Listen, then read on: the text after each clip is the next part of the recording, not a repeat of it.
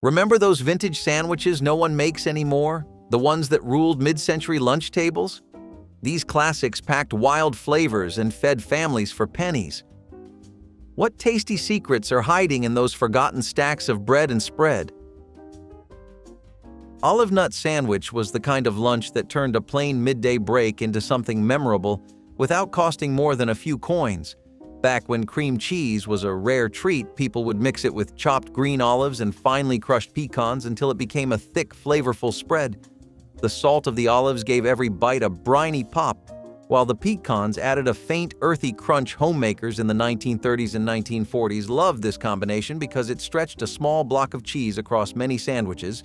White bread made the perfect base since it was soft enough to absorb the filling without falling apart, and children enjoyed the smooth, creamy texture. Many church socials and small-town luncheons would feature trays of these sandwiches cut into neat triangles.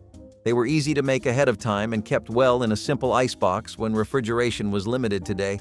The mixture might feel unusual, but the contrast of tangy olives and sweet, nutty undertones remains striking for anyone willing to give this forgotten recipe another chance.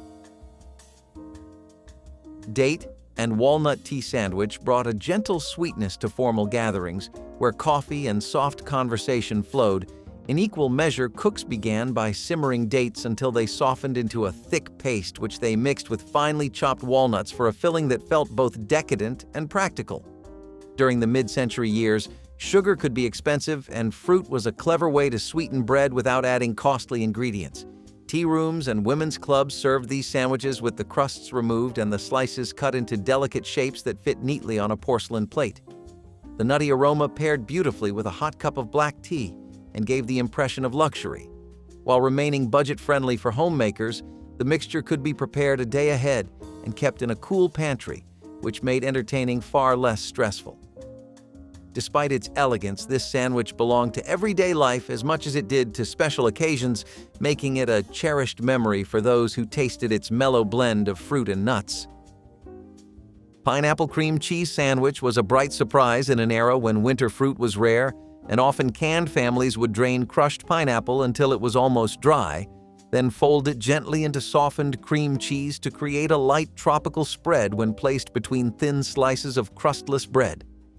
It offered a refreshing contrast to the heavier, savory meals of the 1950s. This sandwich appeared at baby showers, church potlucks, and summer picnics, where its cheerful flavor reminded guests of faraway places. Many cooks added a touch of lemon juice to keep the filling tangy, and to balance the sweetness of the fruit. Children loved the mild sweetness, and adults appreciated how easy it was to prepare. Especially when other ingredients were hard to find, the mixture also stored well in a cool kitchen, so it could be made in the morning and served in the afternoon with no loss of texture. Even now, one bite of this soft and creamy blend can transport a person to those lively mid-century gatherings. Egg and olive spread. Sandwich carried the hearty comfort of boiled eggs while adding the sharp bite of briny olives. A simple recipe of finely chopped, hard-cooked eggs, mayonnaise, and minced green olives created a filling that felt far more luxurious than its humble ingredients suggested. Homemakers in the 1940s relied on this sandwich when meat was scarce, yet protein was needed for growing children. The creamy texture spread smoothly across soft bread, while the olives added a welcome saltiness that kept every bite interesting. Many cafes and school cafeterias served it as an affordable staple, often pairing it with a small cup of tomato soup for a complete meal. The mixture could be made with leftover eggs from breakfast, which made it a natural choice for families watching their budgets. Despite its practicality, it had a distinctive flavor that kept it from feeling plain, and it remains a quiet reminder of how creativity and thrift once shaped the American lunch table. Cucumber mint sandwich offered a cooling relief on warm afternoons when kitchens grew hot, and air conditioning was a distant dream. Thin slices of freshly peeled cucumber were layered on buttered bread, along with finely chopped mint leaves, creating a sandwich that felt both elegant and refreshing. Popular at garden parties and bridal teas of the 1920s and 1930s, it became a symbol of easy hospitality. The subtle crunch of cucumber mixed with the fragrant mint made each bite feel crisp and light. Butter acted as a seal, keeping the bread from growing soggy during long outdoor events. Hosts often chilled the sandwiches before serving, so the flavors would meld and the texture remain firm, though simple. This sandwich carried a quiet sophistication that appealed to anyone seeking a brief escape from heavier fare. And even today, its delicate balance of herb and vegetable stands as a reminder that elegance often comes from the simplest ingredients handled with care and intention. Peanut butter and bacon sandwich was a bold combination that balanced salty smoke with creamy sweetness. Long before gourmet burgers stole the spotlight, roadside cafes served this hearty pairing to travelers who needed energy for long drives across dusty highways. Thick strips of crispy bacon were layered over smooth peanut butter on toasted bread, and the heat softened the spread just enough to create a rich, savory blend.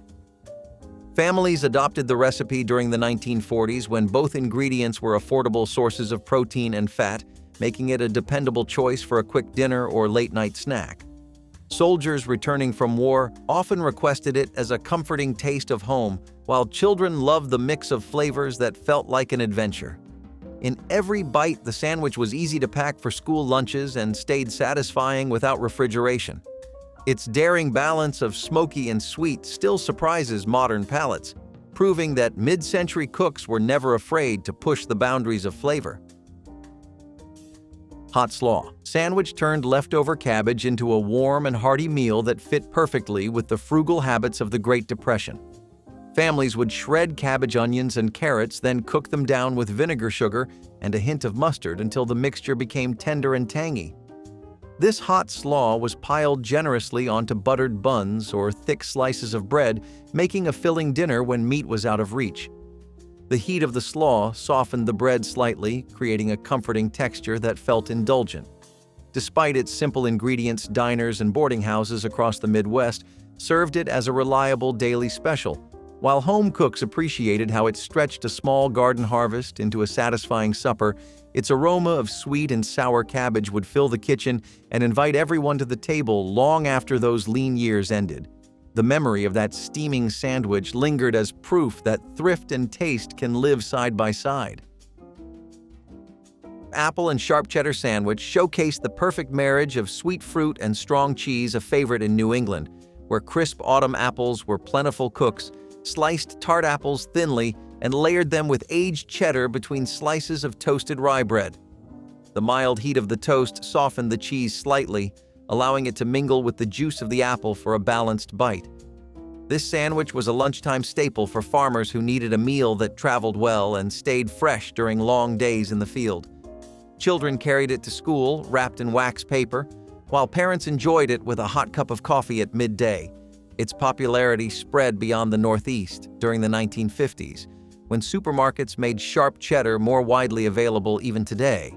The combination of sharp, savory cheese and crisp, sweet apple stands out as a timeless example of how simple regional ingredients can create a sandwich that feels both rustic and refined without any unnecessary extras. Sardine and onion sandwich offered a bold oceanic flavor that thrived during an era when tinned fish was an affordable source of protein.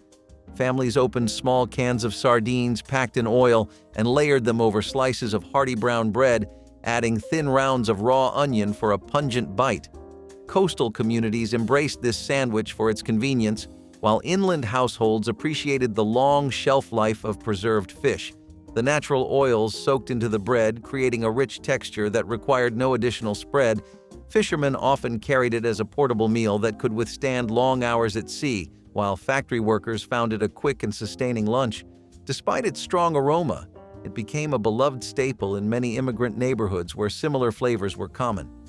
The pairing of briny fish and sharp onion may seem intense today, but it represents the straightforward, hearty meals that once defined American working-class kitchens. Green pepper and cheese sandwich brought a satisfying crunch to the simple lunch plates of mid-century.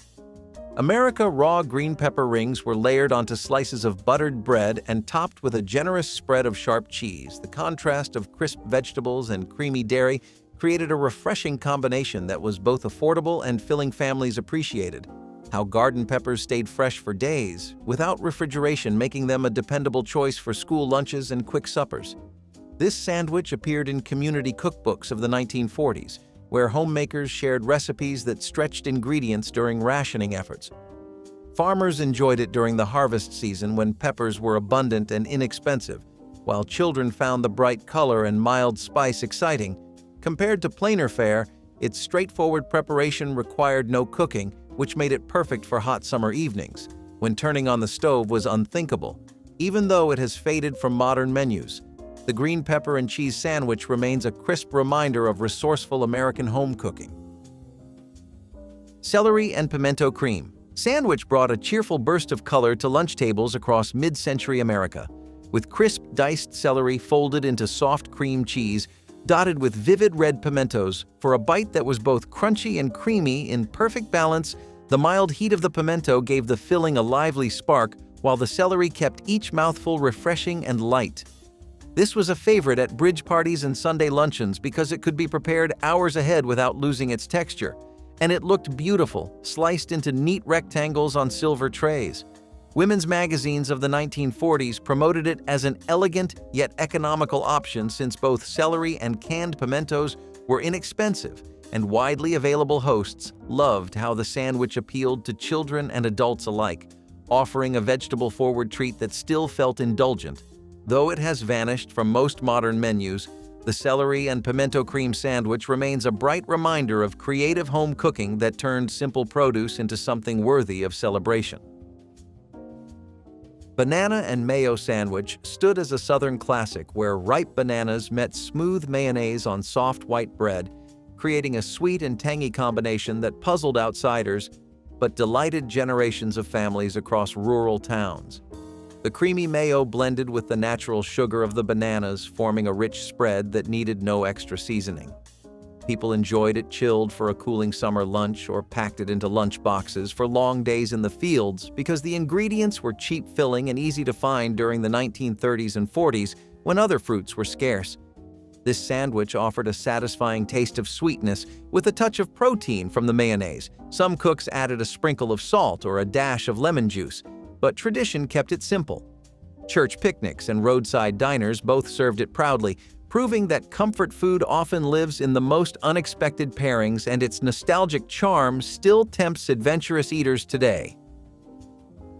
Ham and pickle relish sandwich delivered a zesty twist to leftover ham by grinding it fine and mixing it with sweet pickle relish and a dab of mustard until the filling became a tangy spread that woke up any slice of bread. It was a thrifty recipe that turned holiday leftovers into weekday lunches, stretching every bit of meat during the lean years of the 1940s. Community cookbooks praised it for its bold flavor and economical use of ingredients. Families enjoyed the bright contrast of salty ham and sweet relish, while the mustard added a gentle heat that cut through the richness. It traveled well wrapped in wax paper for school or factory lunches, and stayed moist without refrigeration, making it a favorite of workers and picnickers alike. As the years passed, delicatessens shifted toward heavier cured meats, and the humble ham and pickle relish sandwich faded from menus, but its lively balance of sweet, sour, and savory still deserves a modern revival. Date and orange marmalade sandwich combined the deep caramel sweetness of cooked dates with the bright citrus zing of orange marmalade to create a filling that tasted like sunshine captured between two slices of wheat bread. Home cooks discovered it through women's magazines in the 1940s when sugar shortages made dates a practical, natural sweetener. The marmalade added a fragrant bitterness that balanced the richness of the dates, turning each bite into a layered experience of sweet tart and slightly bitter flavors, often served at afternoon teas and bridal showers. The sandwich brought a touch of elegance without expensive ingredients. Its vibrant color and unique taste impressed guests who expected plain fare, but instead found something sophisticated. It kept well without refrigeration, which made it ideal for picnics and train journeys. Though rarely seen today, the date and orange marmalade sandwich remains a reminder of a time when simple pantry staples could become a striking treat worthy of any gathering. Anchovy and egg sandwich offered a bold coastal flavor that appealed to those who loved a briny bite. Finely chopped anchovies were blended with butter and mashed hard-cooked eggs, creating a creamy, salty spread that was both rich and nourishing. This hearty mixture found popularity in port cities and immigrant neighborhoods where tinned anchovies were inexpensive and plentiful. Families appreciated the protein boost during the lean war years, while diners enjoyed the unique taste that stood out among milder lunch offerings. A squeeze of lemon or a pinch of black pepper often rounded out the filling served on rye or crusty white bread. It provided a satisfying lunch that required no refrigeration and little effort. By the 1950s, changing tastes and a move towards sweeter, milder flavors pushed it aside. But the anchovy and egg sandwich still carries the memory of an era when bold ingredients and simple preparation came together to create something unforgettable and full of character. Peanut butter and lettuce sandwich surprised first-time tasters with its mix of creamy richness and crisp freshness. Smooth peanut butter spread thick across soft bread formed a savory base, while cool iceberg lettuce leaves added crunch and a faint grassy sweetness. The combination offered a pleasing contrast of textures that turned an ordinary pantry staple into something special. Families embraced it during the 1930s and 40s for its affordability and nutrition, since peanut butter supplied protein and lettuce brought vitamins. Without costing much, it was a popular school lunch because it traveled well and stayed fresh even on warm days. Some cooks drizzled a little honey or sprinkled salt for extra flavor, but many insisted the pure pairing was best remembered as a Depression-era innovation. The peanut butter and lettuce sandwich remains a clever example of how American home cooks turned limited resources into meals that were both practical and unexpectedly delightful to eat. Chicken salad with grapes sandwich became a tea-room favorite, where tender diced chicken mixed with creamy mayonnaise and halved grapes for a touch of natural sweetness and elegant contrast. The juicy grapes brightened the savory chicken, while chopped celery often added crunch, making the sandwich both refreshing and hearty. Women's magazines of the 1940s and 50s showcased it as the perfect luncheon choice for bridal showers and Sunday gatherings, using leftover roast chicken kept it economical. While grapes lent a touch of luxury, families loved how easily it could be made ahead and served, chilled on soft rolls or delicate finger sandwich slices. Even children enjoyed the gentle sweetness which balanced the richness of the mayonnaise as fashions shifted toward simpler deli meats. This refined combination faded from everyday menus, but it remains a timeless reminder of mid-century hospitality and the way a few well-chosen ingredients could elevate a simple sandwich into a meal that felt special without being extravagant. Walnut and cream cheese sandwich turned the hearty flavor of toasted nuts into a satisfying spread by folding them into whipped cream cheese until the texture became both rich and slightly crunchy. A drizzle of honey was sometimes added for a hint of sweetness, but the main appeal was the deep, nutty taste paired with smooth, tangy cheese. This sandwich gained popularity in the 1930s and 40s, when walnuts were inexpensive and widely available through local farms and victory gardens. It became a staple of afternoon teas and church socials, where hosts sought recipes that were both frugal and impressive. The combination provided protein and healthy fats, which made it as nourishing as it was tasty, served on brown bread or whole wheat. It offered a rustic contrast to the refined tea sandwiches of the era. Though modern menus rarely feature it, the walnut and cream cheese sandwich remains a charming example of simple ingredients delivering a memorable and wholesome lunch. Corned beef and coleslaw sandwich was a satisfying precursor to the modern Reuben, combining sliced corned beef with a mound of creamy, tangy coleslaw between sturdy rye bread for a lunch that was both hearty and refreshing. Jewish delis in New York and other cities popularized it during the 1920s-40s, when customers wanted generous portions without a high price.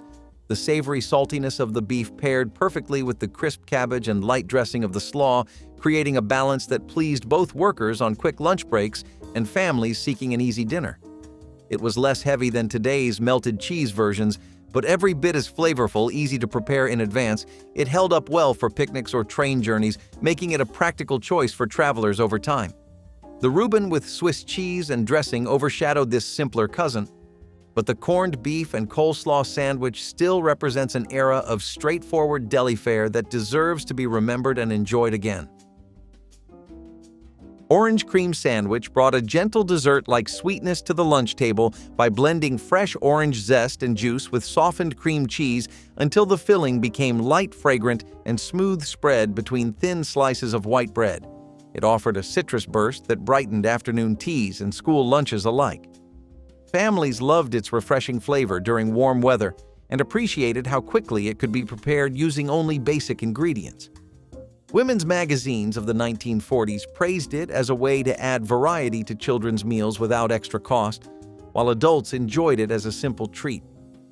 After a light supper, its cheerful color and delicate aroma made it a favorite for spring gatherings, and it often appeared alongside lemonade and sponge cake on picnic blankets. Although it has largely disappeared from modern kitchens, the orange cream sandwich stands as a testament to the creativity of home cooks who could transform everyday fruit and dairy into something quietly delightful and memorable. Shrimp paste sandwich offered a briny elegance perfect for afternoon gatherings where seafood was a special treat. Finely minced shrimp was blended with lemon butter until smooth and spread across thin slices of rye bread for a delicate yet savory bite. The lemon brightened the natural sweetness of the shrimp, while the butter gave a silky richness that pleased both adults and children. During the 1940s and 50s, coastal communities loved this sandwich for its ability to showcase local catches without extravagant cost, and inland families relied on canned shrimp to bring a taste of the ocean to their tables.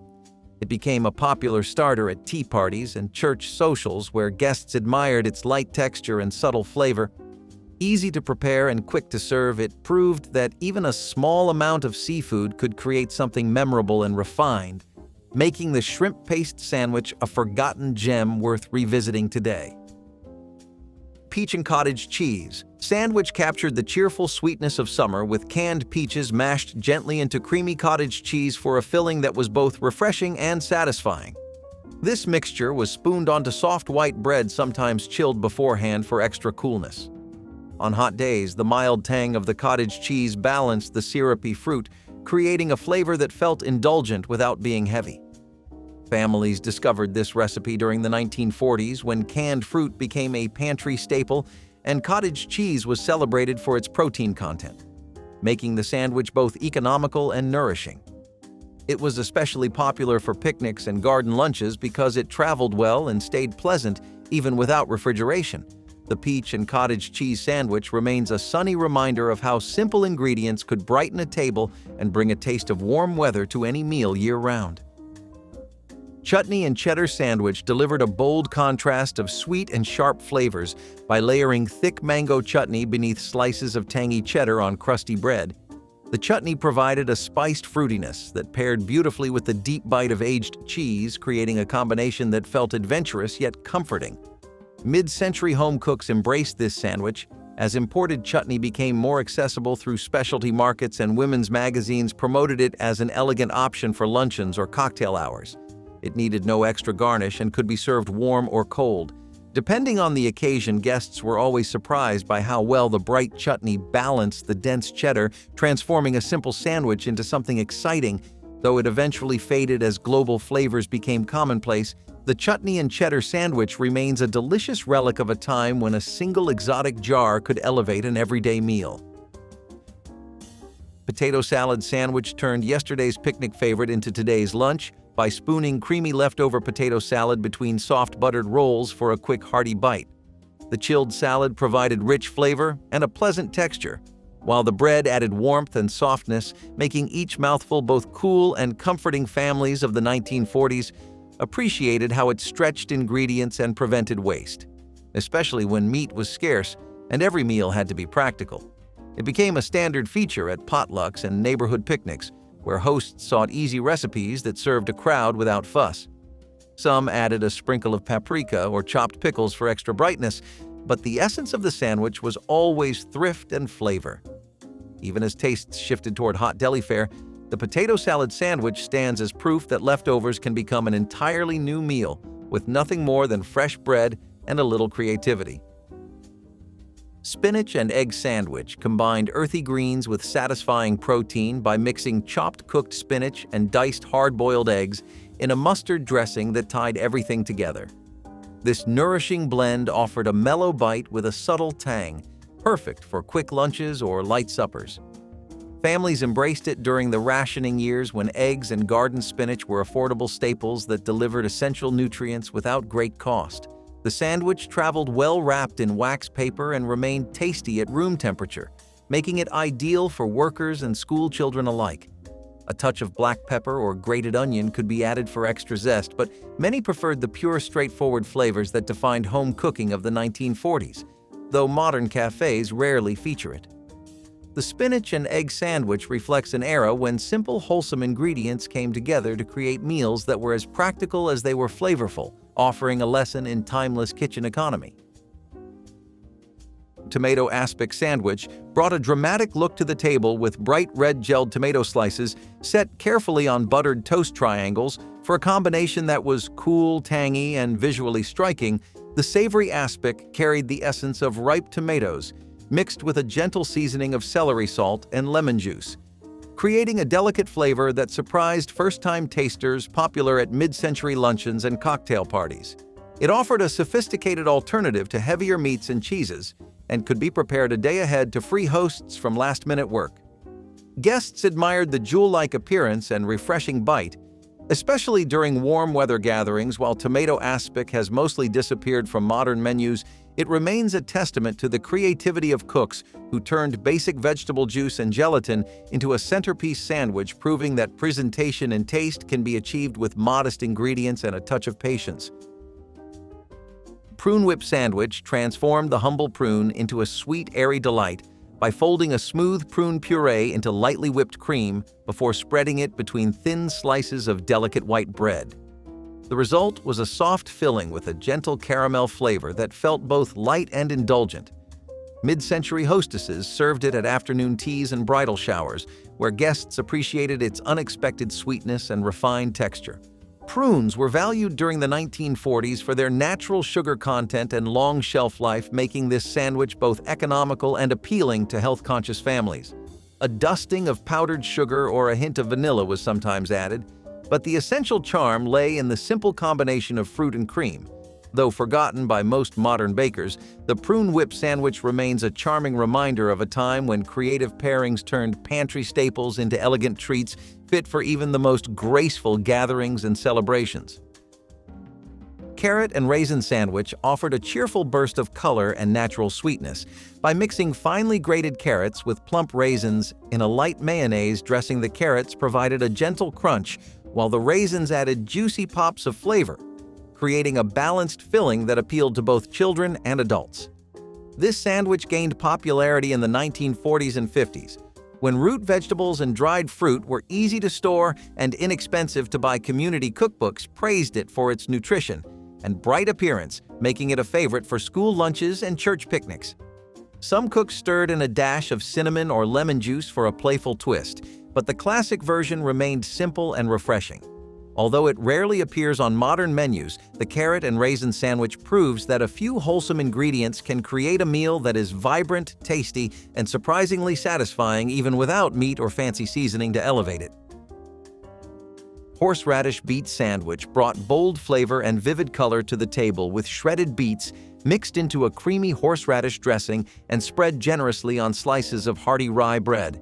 The sweet earthiness of the beets balanced the sharp heat of the horseradish for a taste that was lively and unforgettable. Families discovered this recipe during the 1940s when root vegetables were plentiful and inexpensive, providing both nutrition and visual appeal. It quickly became a popular choice for winter lunches, offering warmth of flavor without requiring scarce meats. Hosts loved how the striking red filling brightened buffet tables and impressed guests with minimal effort, while tastes have grown milder over time. This sandwich remains a vivid example of how thrifty ingredients can create striking dishes that delight the senses and satisfy the appetite, making it a true vintage treasure for adventurous modern eaters seeking something different and colorful. Pimento cheese and pineapple sandwich balanced savory and sweet in a way that captured the playful creativity of mid-century American cooking. Classic pimento cheese provided creamy sharpness, while juicy pineapple rings added a burst of tropical sweetness that kept every bite exciting.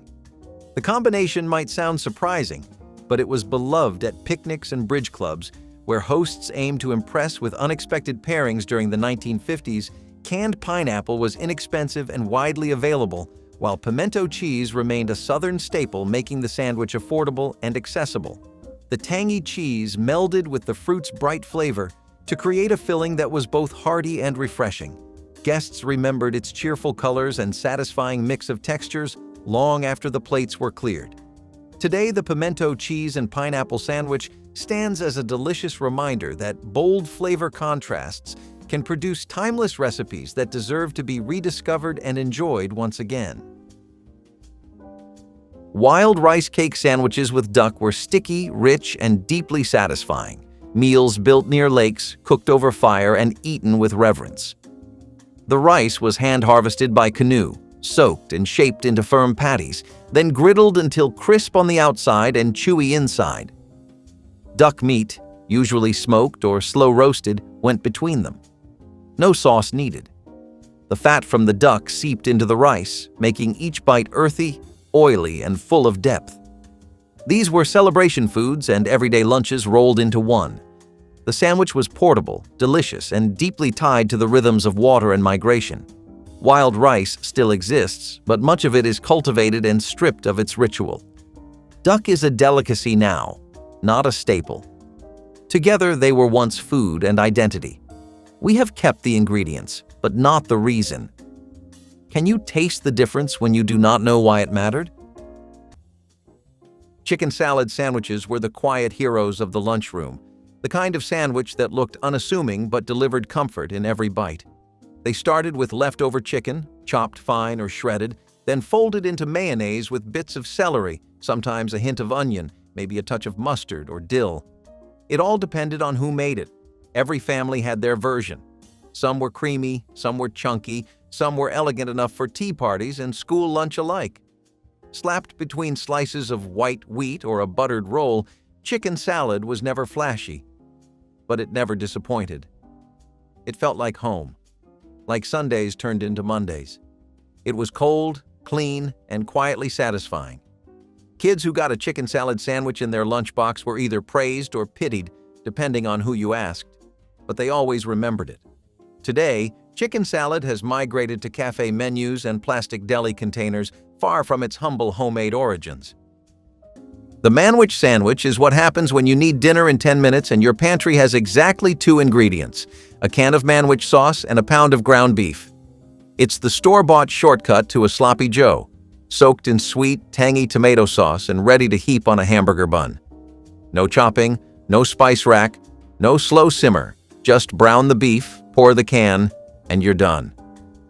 In the 70s and 80s, it became a weeknight hero, advertised as, "A sandwich is a sandwich, but a manwich is a meal." It was a dinner-time fix for busy parents, latchkey kids, and anyone with a microwave and a spoon. The smell alone could draw kids out of their bedrooms like moths to a flame. Some added cheese, others pickles or onions, but most just kept it simple. It wasn't glamorous, but it got the job done. Today, it still holds a place in the hearts of those who remember TV trays, linoleum kitchens, and the clink of a can opener on a Tuesday night. Cottage cheese and pineapple sandwiches were a sweet and savory combination that showed how 1950s housewives turned pantry items into meals that felt refreshing yet cheap. Canned pineapple was common and affordable, while cottage cheese was viewed as a protein-packed food that could stretch further than meat. When paired together between soft slices of white bread, the sandwich gave a tangy, juicy bite that tasted different from the usual heavy fillers of the time. The pineapple's syrupy sweetness balanced the creamy saltiness of the cottage cheese, making it both light and filling. It was often served at luncheons, church gatherings, or simply as a midday bite for children at home. Housewives valued it not just for its thrift, but for the way it looked on the plate, with pineapple giving it a splash of brightness. It reflected a time when even simple foods carried pride, and combining canned fruit with dairy was considered inventive.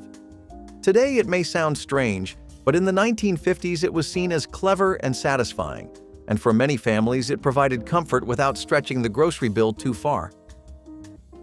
The egg salad sandwich is creamy, comforting, and unmistakably retro. Made from chopped hard-boiled eggs mixed with mayonnaise, mustard, maybe a dash of paprika or chopped celery, it's been a lunchtime standby for decades. Spread thickly onto white or wheat bread, it's soft enough to squish between your fingers but rich enough to feel like a meal. Grandmas packed them for road trips, Office workers brought them in wax paper, and diners offered them as a cooling option on hot days. It wasn't fancy, but it was familiar, a quiet kind of indulgence. Every family had their own version, some chunkier, some smoother, some with green olives or scallions, others strictly plain.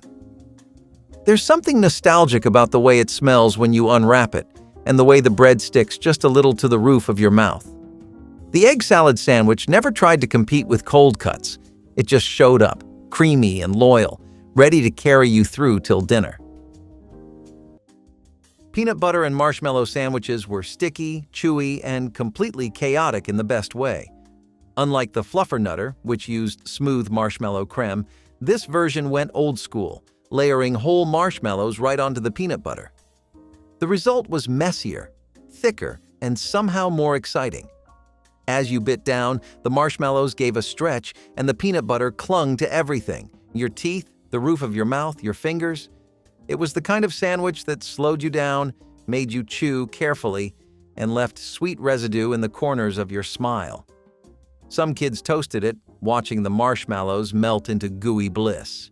Others just packed it cold and let the sandwich warm up on its own in their backpack by noon. Either way, it was dessert disguised as lunch, and it was glorious. You rarely saw it outside of grade school, but back then, it was a lunchbox secret weapon. No meat, no greens, no apologies, just joy between two slices of bread. Bear-fat biscuit sandwiches with currants were not made for dainty appetites. The biscuits, dense and crumbly, were enriched with rendered bear fat instead of lard or butter. This gave them a rich, almost savory depth, and when split and filled with stewed wild currants or berry jam, they became something close to dessert, though they were always eaten as real sustenance.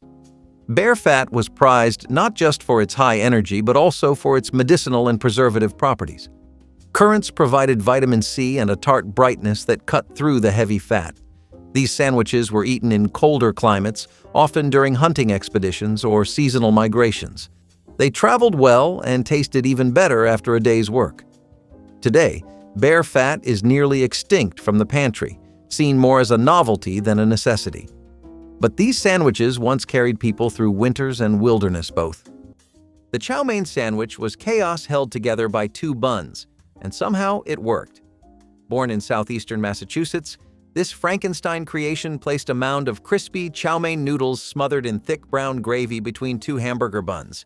The result was a crunchy, savory, totally illogical meal that became a school lunch staple in some corners of the country. Kids would unwrap their foil-wrapped mystery and find a puddle of sauce and starch that somehow filled every craving and left fingers coated in grease. This was the kind of sandwich you could not eat neatly, and that was half the fun. The noodles poked out the sides, the sauce soaked into the bread, and no two bites were ever the same. The chow mein sandwich was a lunchtime dare wrapped in cultural mashup, a reminder that not all great foods make perfect sense on paper.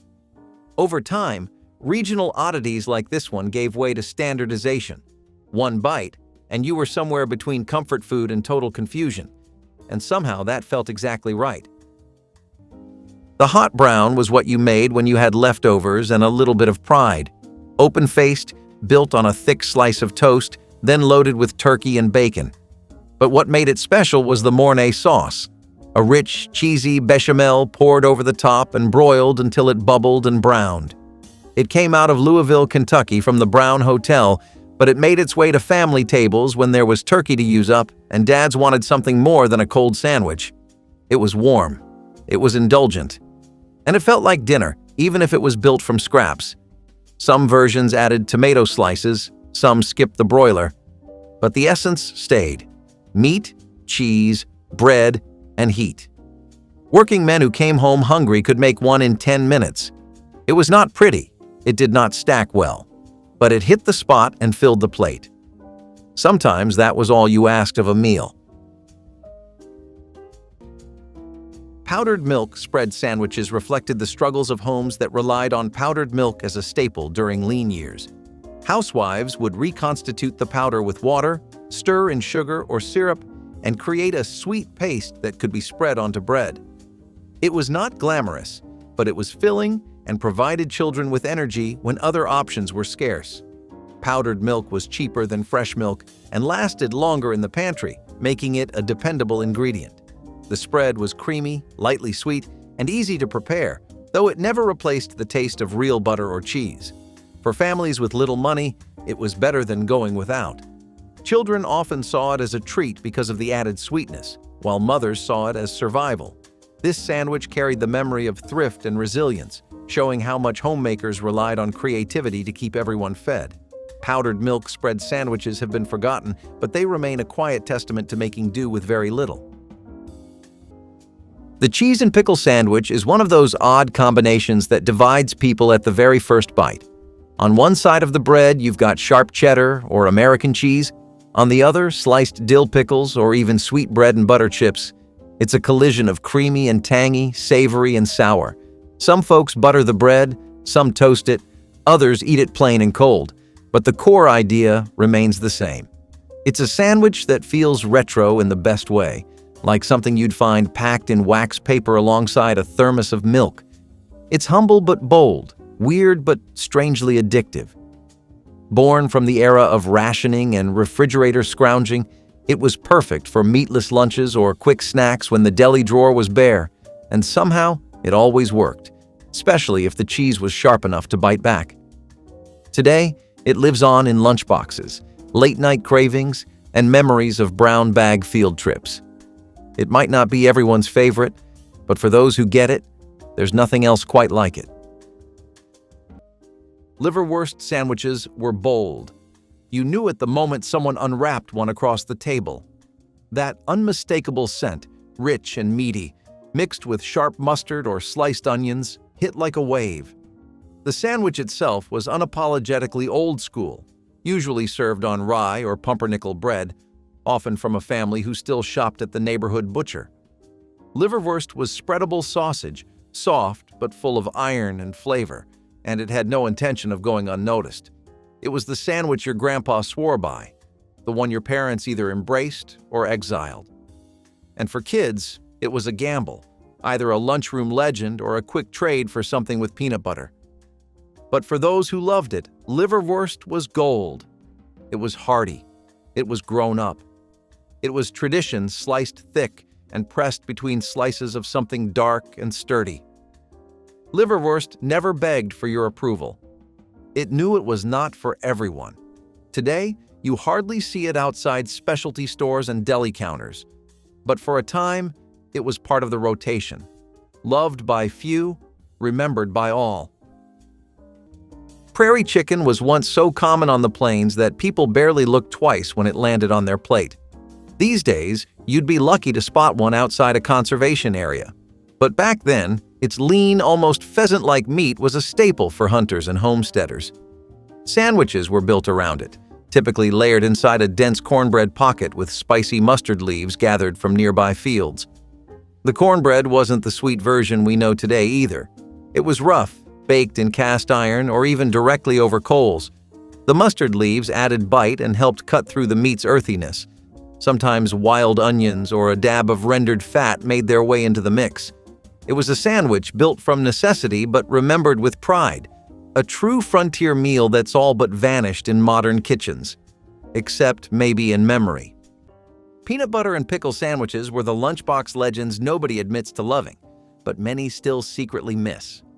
Born out of the Great Depression, this odd pairing was less about culinary boldness and more about making do with what was left in the pantry. Peanut butter was cheap, packed with protein and shelf-stable. Pickles added crunch, tang, and just enough bite to wake up plain white bread. Somehow, the combination worked. The sweet creaminess of the peanut butter and the sharp, vinegary snap of a dill or bread and butter pickle created a balance that stayed with you, whether you liked it or not. These sandwiches were slipped into wax paper and handed off like rationed gold. Some kids traded them. Others guarded them with their lives. They were cheap. They were weird. And they were unforgettable. As the decades rolled on and lunch menus got glossier, peanut butter and pickle sandwiches faded from view. It might not win a gourmet prize today, but back then, it was a masterpiece made from struggle and stubbornness. The fish stick sandwich was a miracle of convenience. Frozen breaded rectangles of fish, crisped in the oven and stacked onto sandwich bread with a squeeze of tartar sauce or even ketchup. It was a staple of elementary school lunches and tired weeknights, usually accompanied by applesauce or peas that rolled around the plate. Kids loved it because it was mild and crunchy, and parents loved it because it was quick. Most fish stick sandwiches weren't trying to win awards. They were trying to make everyone stop complaining. Some households elevated them with cheese, lettuce, or soft hoagie rolls, but others stayed true to the basics: white bread, fish sticks, and whatever sauce was nearby. This sandwich was often the first introduction to seafood for picky eaters, cloaked in crunch and comfort. There was something weirdly satisfying about lining up the fish sticks like puzzle pieces, making sure every bite had one. It wasn't gourmet, but it got us through. Grape jelly and cream cheese sandwiches combined two pantry staples into something that felt like a treat even when money was short. Housewives would spread cream cheese on one slice of bread, grape jelly on the other, and press them together for a quick, sweet, and tangy sandwich. The cream cheese gave it richness while the jelly provided bright sweetness, making it more filling than just jelly alone. Children loved the colorful combination, and mothers appreciated how easy it was to prepare. It was cheap, cheerful, and adaptable, often using whatever flavor of jelly was available in the pantry. Some families even toasted the bread to add crunch, making it feel fancier than it really was. This sandwich reflected how homemakers of the 1950s found ways to stretch food into something special, even when it was born from necessity. Grape jelly and cream cheese sandwiches may not be common anymore, but they once carried the comfort of home and the satisfaction of making do with what was available. Cheese and apple sandwiches were the bite you never knew you needed: sweet, sharp, and surprisingly grown up for something packed in a kid's lunchbox. Thin slices of crisp apple, usually red or golden, laid against salty cheddar cheese and pressed between soft bread, created a mix of flavor that hit every corner of the tongue. The crunch of the apple, the tang of the cheese, it all worked. There was something about that pairing, fruit and dairy, sweet and savory, that felt more like a farmer's market find than a cafeteria mainstay. But for many kids, especially those with creative parents or fond memories of fall, it was a staple. Sometimes it showed up on wheat bread, sometimes toasted. Occasionally even wrapped in foil with a note that said, "Eat me cold, it's better that way." It was not a flashy sandwich. No bright colors or sauces, just good ingredients and smart contrast. Over time, it faded into the background as processed snacks took over, but that apple and cheese combo still feels like one of those rare lunchbox moments when everything just made sense. Wild plum and smoked turkey and early native pitas. It sounds like something out of a high-end cookbook, but it was a winter staple for many northeastern tribes. The turkey, smoked over slow embers with bark and pine, kept for weeks. The wild plums, boiled down into a thick, tart chutney, added both preservation and punch. The pita wasn't quite what we imagine today. It was a thin cornbread round, flexible enough to fold but sturdy enough to hold meat and fruit. Each bite was smoky, tangy, and just sweet enough to feel nourishing. In the lean winter months, this sandwich wasn't just practical, it was brilliant. High in protein, balanced in flavor, and compact for travel. Hunters carried them, mothers packed them, and elders handed down the recipe orally. Now it's barely remembered outside food anthropology circles, but it deserves a place among history's great handheld meals. Somehow, ancient practicality always had a way of tasting good. Egg salad sandwiches were messy, mushy, and magical in the way only school lunch legends can be. Made from chopped hard-boiled eggs, mayonnaise, and a touch of mustard or seasoning, egg salad was the sandwich that smelled strong and stuck with you, literally and figuratively. It was packed between slices of soft bread and often left a faint imprint on the bag it came in. And yet, it was beloved. There was something comforting about it, something that felt homemade and humble. It was a meal you could trust. Some versions had bits of celery or onion, others kept it basic. But every egg salad sandwich came with a promise. You were going to be full, and you were going to remember it. Kids either cherished it or turned up their noses. There was no in-between. But for those who loved it, egg salad was the crown jewel of the lunchbox. Today, it is often replaced by cleaner, quieter options, tucked away in prepackaged containers at the back of the deli case. The pimento cheese sandwich is a Southern tradition that spread like wildfire through cafeterias, picnics, and family reunions.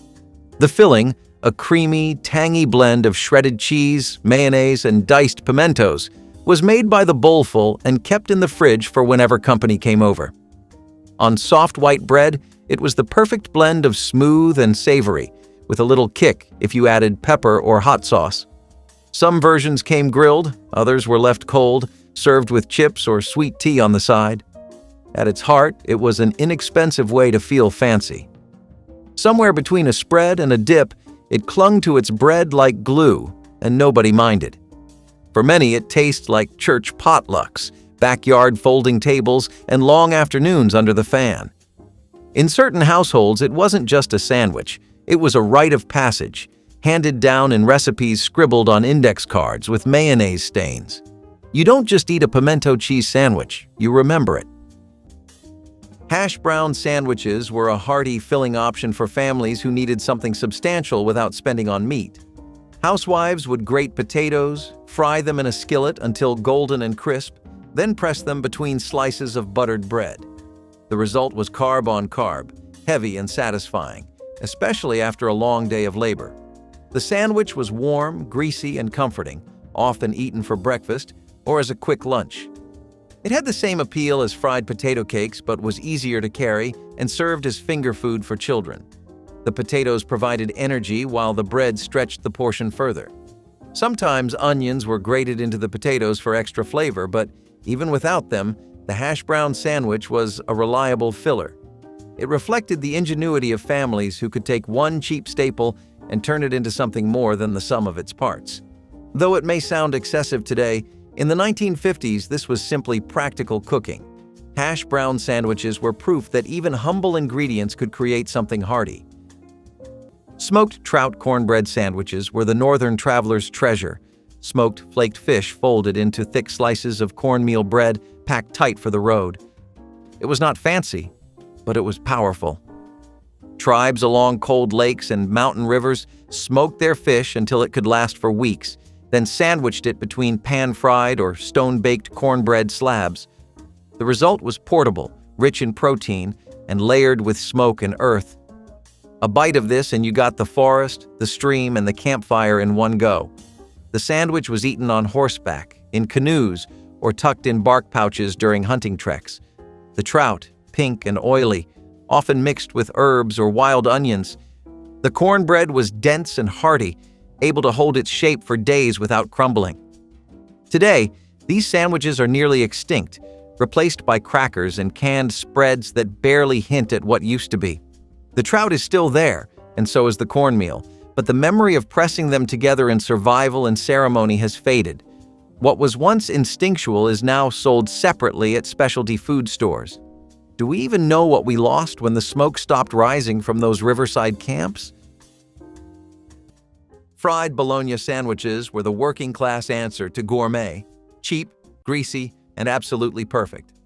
A slice of bologna slapped into a hot skillet until it curled at the edges, sometimes scored in the center to keep it flat, then dropped onto bread and finished with mustard, cheese, or whatever was around. It sizzled, it popped, it smelled like something you were not supposed to enjoy this much, and kids loved it. The edges got crisp, the center stayed soft. It was the kind of sandwich that left a grease spot on the bag and a smile on your face. Fried bologna was not subtle, but it was reliable. It was warm and familiar. It made lunch feel like breakfast and dinner all at once. Parents made them quickly, often with one hand on the stove and the other helping with homework. It was the sandwich of multitaskers, of big families and thin budgets. And yet it tasted rich. It felt like a treat. Today you barely see them unless you go looking.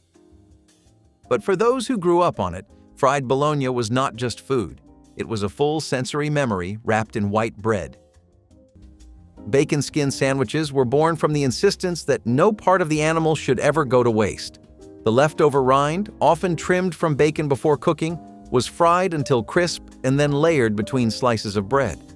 The result was salty, chewy, and deeply flavorful, providing a taste of bacon without the expense of full slices. Families who could not afford to throw anything away cherished these sandwiches as a way to stretch protein into more meals. Housewives valued them because they turned scraps into something practical and even desirable.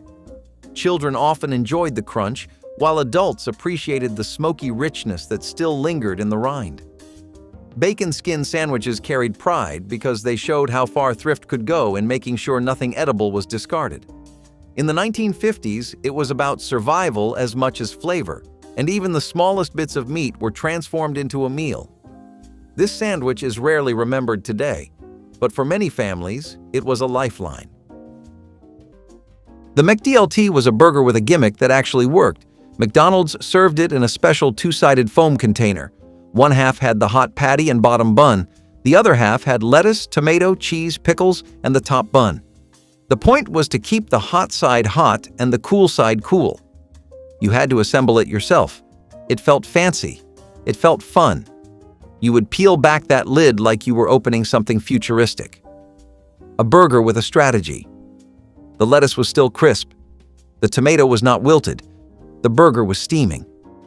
Then you folded it together and took a bite. It was fast food pretending to be thoughtful. It only lasted a few years in the 1980s before disappearing, partly because the packaging was not great for the environment. But for a while, dads on their lunch breaks or families in the station wagon would crack open that container and feel like they were part of the future, not just a burger, an experience in two halves coming together in one bite. Hazelnut and wild onion spread sandwiches were the definition of less is more. Made by grinding roasted hazelnuts into a creamy paste and folding in finely chopped wild onions, the mixture was then spread onto thin, grainy flatbreads. Sometimes the flatbread was made from acorn or chestnut flour. Other times it was just coarse ground maize. The result was earthy, pungent, and filling. This was a forager's lunch, light to carry, dense with nutrients, and quick to prepare. You could eat it cold or warm it slightly over stones. Some versions were spiced with foraged herbs or ramp bulbs. Today, hazelnut paste is something you find in chocolates and spreads, but in the old days, it was protein fuel from the forest floor. The onions? Pulled straight from the soil, not shipped in from a warehouse. Ketchup sandwiches were the kind of meal that no child forgot, for better or worse. When meat ran out and budgets were stretched thin, a slice of bread slathered with ketchup stood in as lunch or even dinner. Some families used both slices of bread while others folded one slice over to save even more. The tangy sweetness of the ketchup soaked into the bread, making it both soft and messy, but it filled stomachs when little else was available. Packed into lunchboxes, it was often eaten at school by children whose parents had no choice but to make something out of nothing. Housewives knew it was not glamorous, but it provided energy and flavor without cost. In homes where condiments were one of the only things left in the pantry, this sandwich represented survival and resilience. It became a quiet staple of poorer families who had to get creative with what they had on hand. Though rarely spoken of today, ketchup sandwiches reveal how little could be stretched into just enough during lean times. Roasted grasshopper cakes with choke cherry glaze were the original protein bars. Grasshoppers were toasted until crisp and nutty, then folded into a simple grain batter and cooked like pancakes or cakes. Once cooled, they were glazed with boiled-down choke cherry syrup, dark, tart, and sticky. You could eat them hot off the griddle or carry them for days. They were light but filling, with a crunch that surprised anyone unfamiliar. Grasshoppers weren't seen as strange. They were a respected source of clean, abundant protein. The choke cherry, with its deep red hue and sharp bite, added color and complexity. This was not a joke food. It was real fuel, prepared with care. Today, we shy away from insects on the plate, calling them pests instead of provisions. But once, these little cakes were survival in a pocket, nourishment in a bite, and proof that the land always provided. You just had to listen.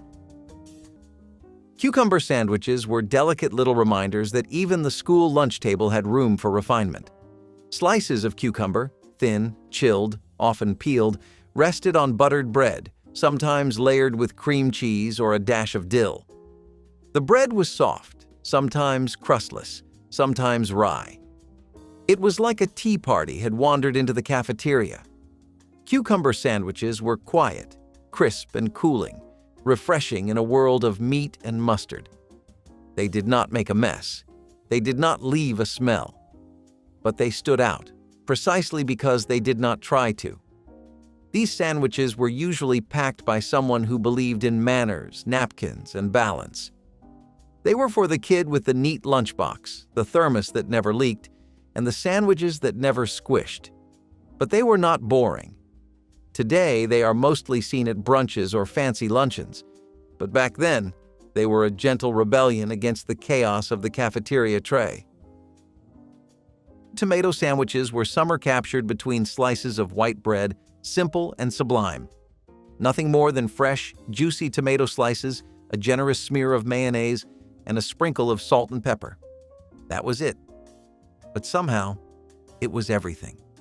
The bread soaked up the juice until it was just on the edge of falling apart.